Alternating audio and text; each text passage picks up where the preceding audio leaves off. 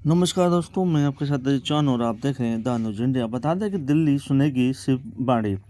इस बार पहली बार हृदय में जागेगा कैलाश। परम पूजनीय निरंजन पीठाधीश्वर श्री श्री 1008 आचार्य मंडेश्वर स्वामी कैलाशानंद गिरी जी महाराज के सचित विचार श्री केदारनाथ मंदिर ट्रस्ट दिल्ली द्वारा 7 दिवसीय शिव महापुराण कथा का भव्य आयोजन किया जा रहा है। दिल्ली के श्रद्धालुओं के लिए इस वर्ष नवंबर एक ऐतिहासिक अध्याय लेकर आ रहा है।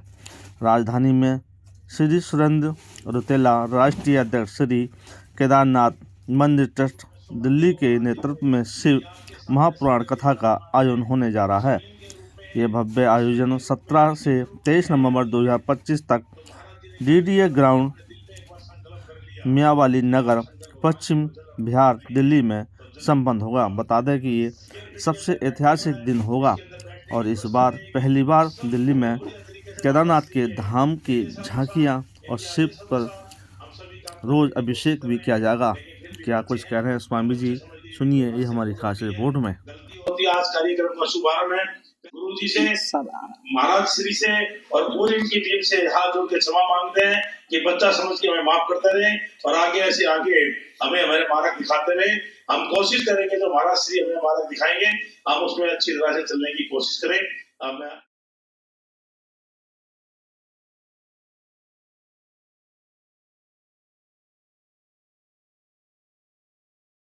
आपको लगा आपको थोड़ा सा जुड़ाव भी आश्रम में कभी कभी जरूर होगा। तो नवरात्रि में ये रणदीप जी हैं, पिछली बार का 100 के ऊपर था, इस बार भी थे लेकिन हवन में नहीं बैठे। तो थोड़े से इनको लगा कि मेरा स्वास्थ्य बिगड़ गया और इनकी नाभि जो है वो जलने लगी गर्म से, तो ये थोड़े से घबरा गए। ठीक हो गए, कोई ऐसी बात नहीं। तो ऐसा नहीं है कि उस हवन से हमें माँ की प्राप्ति होगी, माई काली मुझको मिलेगी या महादेव मुझको मिलेंगे, नहीं मिलेंगे तो वो जाकर के 100-200 जन्म के बाद। लेकिन हम अपने शरीर को उस तत्व तक ले जाएंगे तपा करके, तो उसकी अनुभूति होती रहेगी। अग्नि मुझे तपाएगा जलाएगा नहीं, अग्नि हमें तपाएगा जलाएगा नहीं। तो उस कारण महादेव के प्रति समर्पण, माँ भगवती के प्रति समर्पण और उसके बाद कथा के प्रति आत्मदर्शन। एस्टिमेटेड संख्या सारी लिखकर दिल्ली पुलिस के जो भी हमारे डिपार्टमेंट है सभी में दे दी है और सभी लगातार हमारे से मिलकर हमारे से सारे उनका परफॉर्मा वगैरह देकर सीसीटीवी कैमरे हैं, मेरे डायरेक्टर हैं, हमारे गार्ड्स हैं, पुलिस वाले हैं, 200 से 250 हमारे वॉलंटियर हैं। तो सब तरह की व्यवस्था जैसे भी दिल्ली पुलिस हमें गाइड करेगी हम उस काम को कर रहे हैं। और सुरक्षा व्यवस्था तो किसी के हाथ में है नहीं, ये दिल्ली पुलिस के हाथ में है और करेगी पूरी व्यवस्था बढ़िया ढंग से।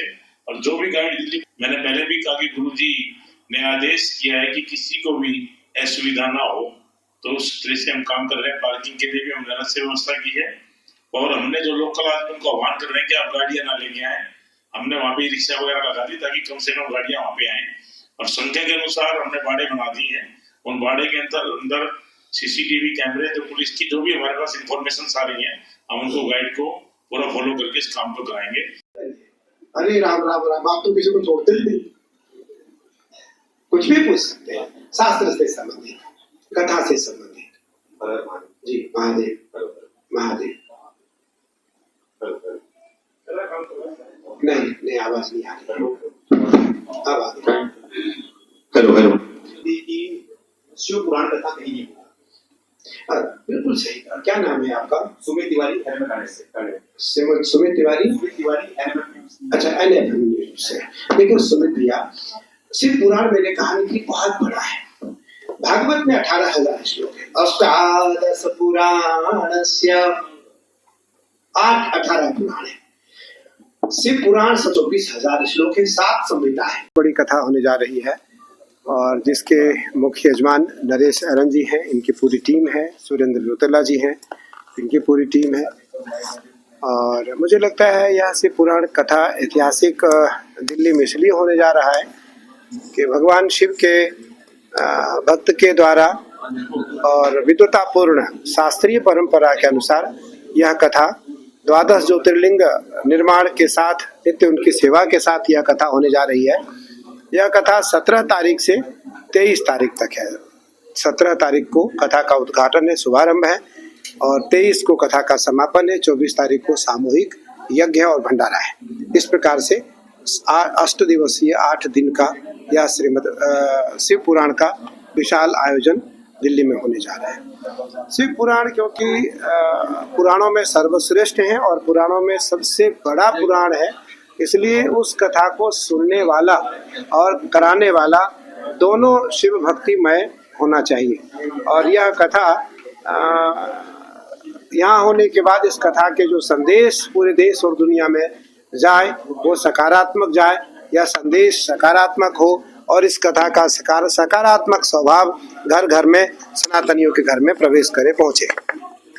चाहेंगे वैसे 3 से 6 बजे का टाइम रखा है। 3 से 6:30 बजे के आसपास तक कथा का वो विश्राम प्रतिदिन होगा और सुबह 10 बजे से लेके 12:30 बजे तक रुद्राभिषेक का कार्यक्रम रहेगा। महाराज श्री उसके अंदर विराजमान रहेंगे दोनों कार्यक्रम के अंदर। नमस्कार दोस्तों, मैं आपके साथ अजीत चौहान और आप देख रहे हैं द न्यूज इंडिया। देश प्रदेश की हर छोटी बड़ी खबर हमारे चैनल पर देखते रहिए। हम आपको दिखाते रहेंगे नई नई बड़ी बड़ी खबरें अपने द न्यूज इंडिया चैनल पर।